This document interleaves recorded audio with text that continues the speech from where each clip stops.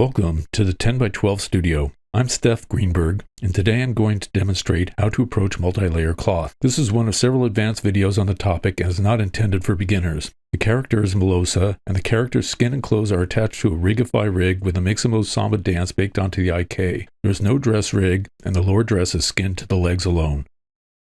Notice that when animated, the legs go through the lower dress. That's okay because this rig is intended for cloth simulation. The Melosa rig is available for free in the link below. I appreciate any donations. The three clothing items are cotton-like dress, leather-like vest, and silk or sheer satin-like apron. These items are separated for skinning purposes in the default rig. The scene scale is set to 1, which is considered real-world scale in Blender. Melosa is approximately 1.63 meters tall with heels or 5 feet 4 inches. In this video, I will go entirely through the baseline cloth setup. Weight painting, simulation, some problem solving using shape keys on the collision body, revised weight painting for refinement, and what the variables do when changed. I will discuss how to evolve cloth solutions from scratch, working at different scales on mesh vertex densities, and moving a bake simulation in other videos.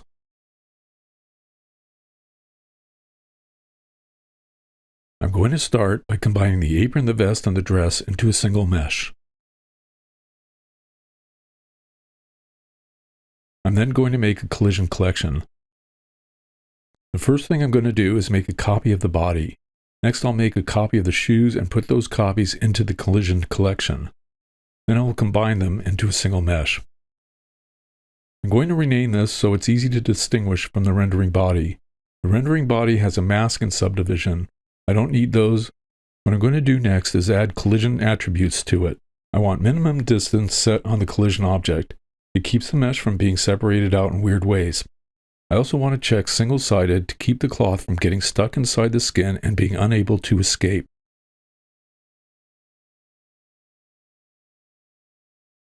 Next, I add cloth to the dress. I usually go with quality steps of 6, which is adequate, and reduce the Vertex Mass to 0.1 kilogram, which makes it slightly stiffer.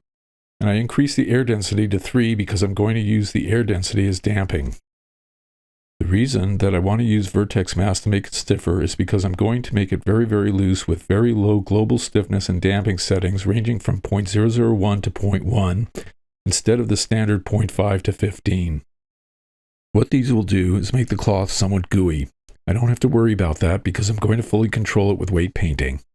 The next thing I'm going to do is create several vertex groups for the dress. The first group I'm going to make is the pin group. Second group I'm going to make is the bend group. Third, shear. Fourth, structural. I use underscore before the group name so that everything goes to the top when I sort by name. That makes these groups a lot easier to find. Now notice that weight paint is in vertex select. Since I have the cuff selected, I'll hide everything but the cuffs by hitting Shift H. I'll select the pin vertex group. I want to give this a value of 0.6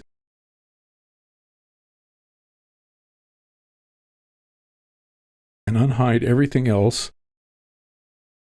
I hide the cuffs and then select the pin group again. What I'm going to do is start with the dress. I'll select one vertex and then hit Ctrl L to select all of the connected vertices and then hide everything but the dress. The value that I'll start with is 0.2 for the upper part of the dress. 0.2 means that only 20% of the strength of the armature will be holding on to the cloth of the dress. The rest will be simulated. I'll do some blurring. I'm going to hide the rig because it's getting in the way. I'm going to leave the bottom part of the dress at 0 because that's going to be fully simulated. The upper dress will have 20% attached to the armature, enough to keep it following the armature. The bottom of the dress will have no vertices attached to the armature. That's why I don't have a dress rig on it. I'll unhide everything else and uncheck the select box so it doesn't select everything when I unhide. I select the vest vertex, Ctrl L to select connected, Shift H to hide everything but the vest. I hit V so we get rid of the vertices. What I'll use for the vest initially is 0.15. Now I'll keep it a little bit loose. I'll tighten it up with a bend restriction later, and I'm going to make the bend 100%. I select the bend vertex group and give the vest a weight of 1 on all the vertices so the max bend setting applies to the whole vest.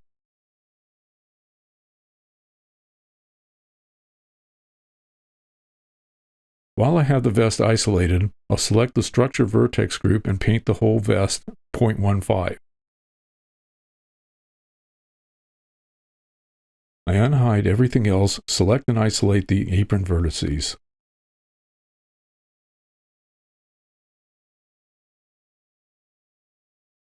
Select the pin group. I'll assign the apron a value of 0.1, which means it'll be 90% simulated and 10% attached to the rig. I'm going to give it a shear value of 1, so it receives 100% of the max shear setting. The shear setting restricts the side-to-side stretching of the cloth. I'll give the structure vertex group a weight of 0.15. It'll get some but not much stretch. I'm going to add a max tension setting later, and the apron will receive 15% of the max tension restriction. Well, let's see what I have so far. I have the bend, I have the pin, I have the shear, I have the structure. I'm going to add some additional structure control to the dress. With the dress isolated, I'll hide the cuffs because I'm not painting them. Now I'll select the structure vertex group.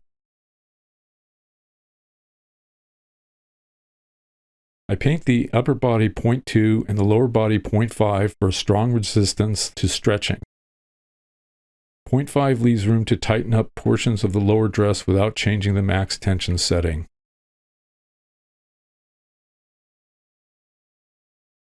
I'll use Shift Spacebar to select the blur tool and blend the weights. I need to pin the apron and the dress to the top of the apron. I'll select the dress and the apron and paint the apron at the top and the dress underneath as if there are strings holding the apron firmly to the body.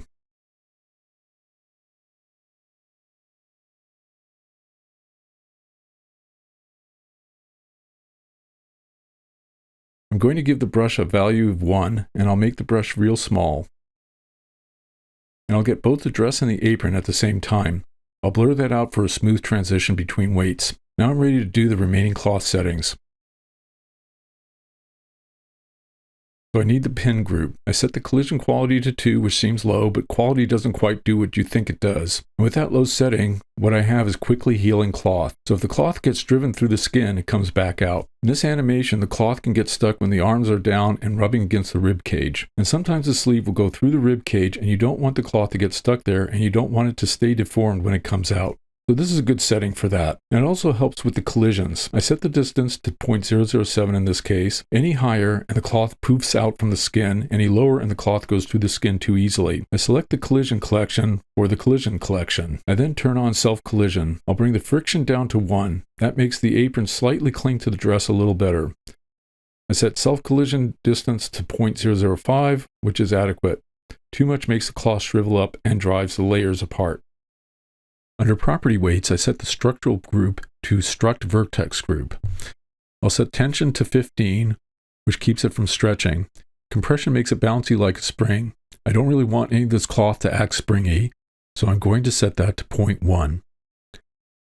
I set the shear group to shear vertex group, which you might recall is for the apron only.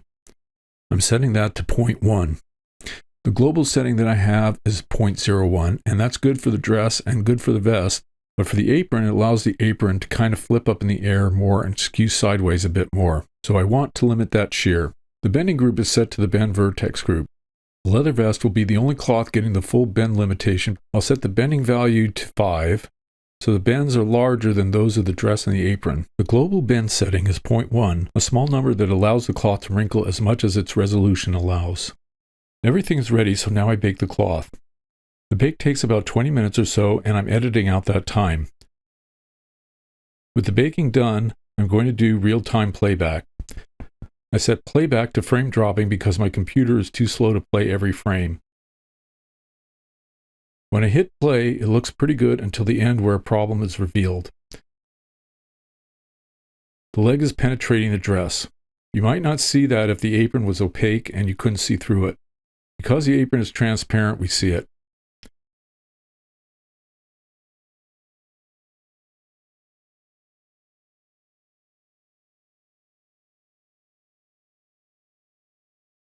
How do I fix the legs without increasing the collision distance for all of the cloth?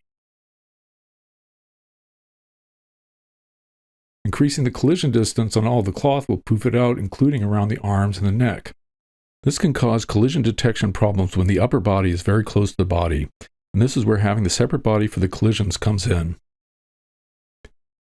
I select the collision body, go back to frame 0, go to shape keys, and I'm going to make a shape key called bigger legs. What the bigger legs shape key will do is push the cloth out a little more only where I sculpt the leg outward, so that I don't get that interpenetration with the body that is being rendered. I'm selecting sculpt mode, and then I'm selecting the inflate tool. I'll make the brush a little larger, and let's hide the close. I need to put the blend shape value at 1 or we don't see the sculpt.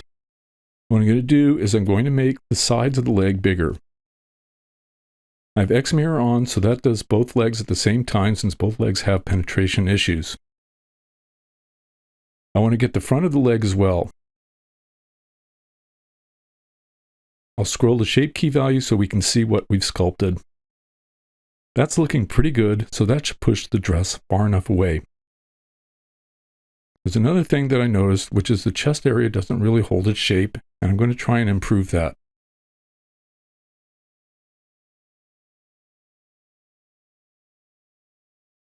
I'll go into weight paint mode. I'm going to isolate the dress. I'm setting the weight value to 0.3. I have the pin Vertex Group selected. What I'm doing is I'm painting on a bra to hold her shape. I'm blurring the edges so the transition between weights is smooth. Next, I'll isolate the vest. I'm going to reduce the vertex weighting on the bottom from 0.15 to 0.12 so the bottom edges flap more, and increase it on the top from 0.15 to 0.18 to complement the bra I painted on the dress. I'll loosen the front middle edges so that they separate more with movement. I'm blurring everything for smooth transitions.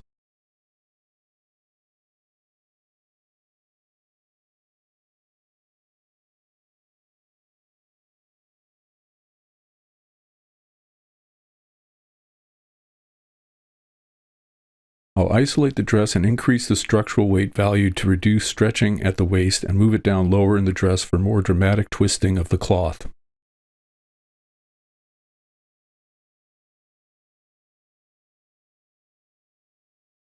I'll go back to object mode and return to rendered shading. I'll save the scene file and call it baseline first revision. Time to bake the revised cloth simulation.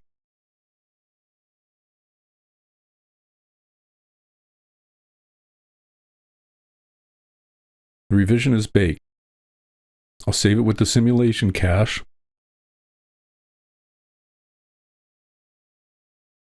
Let's take a look at the changes. The top has definitely improved.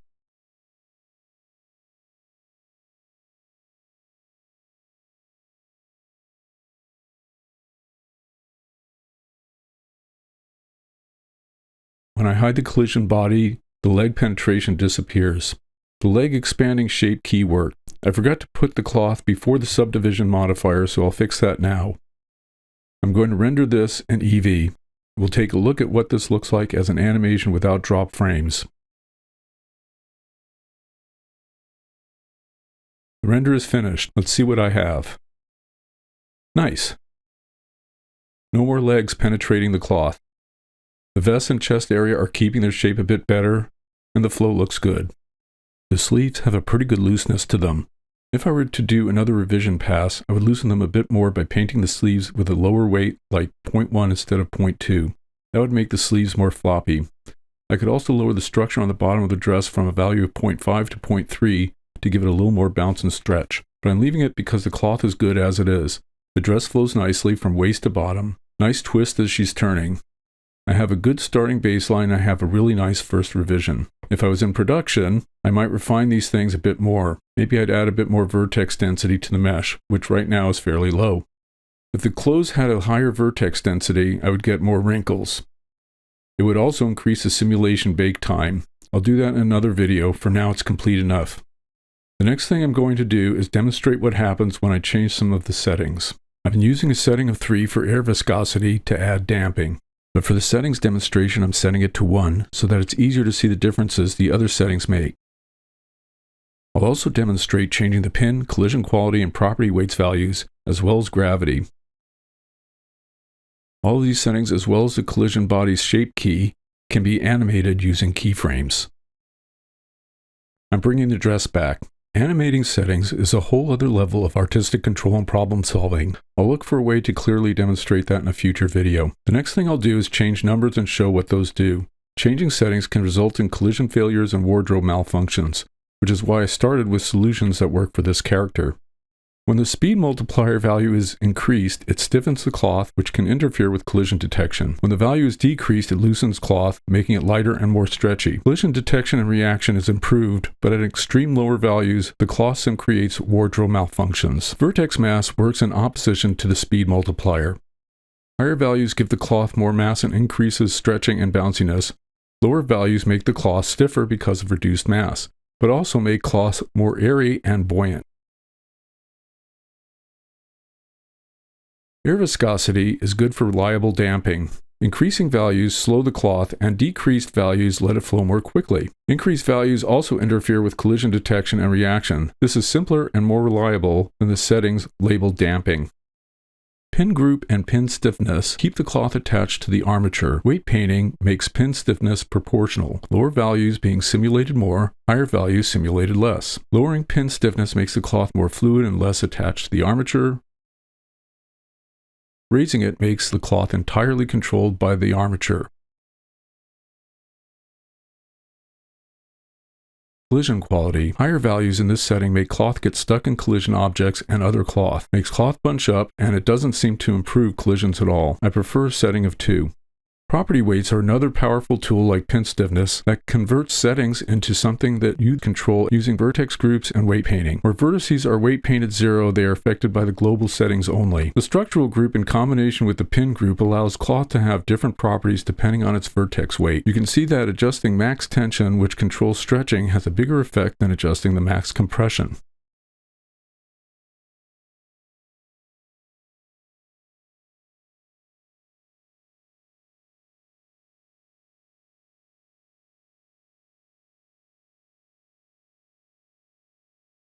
Max shearing is about the side-to-side stretching of the cloth. The apron is weight painted with a value of 1, everything else 0.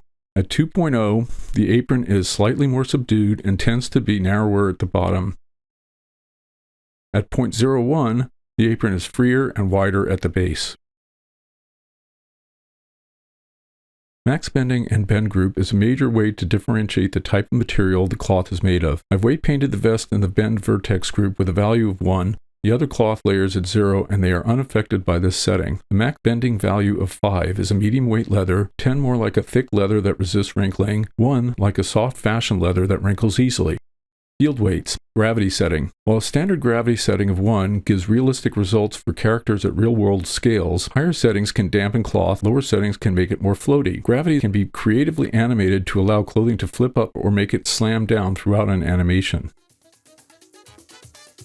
Thank you for watching Advanced Cloth 1. My next video in the Advanced Cloth series is Evolving Cloth Solutions. Upcoming videos will cover creating and simulating long hair with the particle system, rigging and skinning solutions, animating and space switching, track reading, facial animation, and more. If you found this video useful, hit that like button. Please subscribe and ring the bell to get notified when we post new tutorials and demonstrations.